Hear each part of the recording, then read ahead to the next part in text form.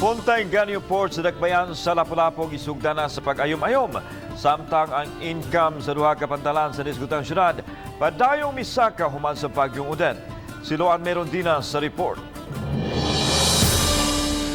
Sukad niadtong Lunes, gisugda na pagtrabaho ang Punta Enganyo Port. Kinibisan pa man kung wa pa makuha ang cargo ship nga Fortune Express nga nabanla sa dapit atul sa pagkusukuso sa Bagyong Odette. Kanang barko magsugod po na og buak shipbreaking operation para magamit ng pantalan.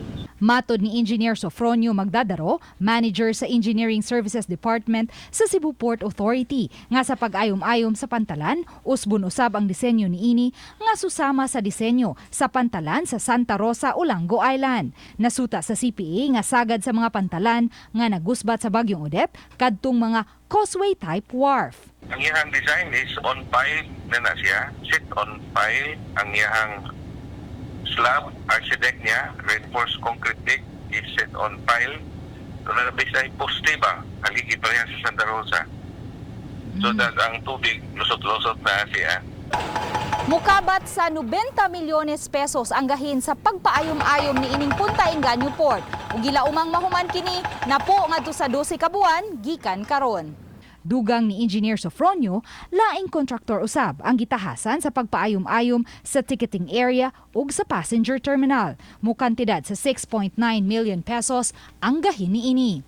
Sa pagkakaron, bugtong mga pang-island hopping lang ang mga motorbangka nga mudunggo sa Punta Enganyo Port kay gibalhin na sa Roro Port sa Cordova ang tanang biyahe sa cargo. Apan bisan pa man niini, misaka gihapon ang combined income sa duha ka mga pantalan sa Lapu-Lapu City nga giduma sa CPA, ang Punta Enganyo Port ug ang Santa Rosa Port itandi sa wa pa maigo ang Bagyong Odette.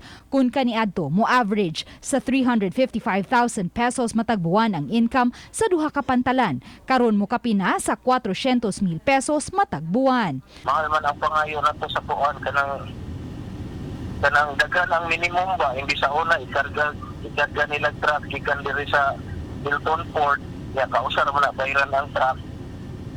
Ya dito sa kay na tigi-tigi man mutong na increase gamay kay dagan minimum. Uban ni Marlon Melgazo, Luan Merondina, Balitang Bisdak.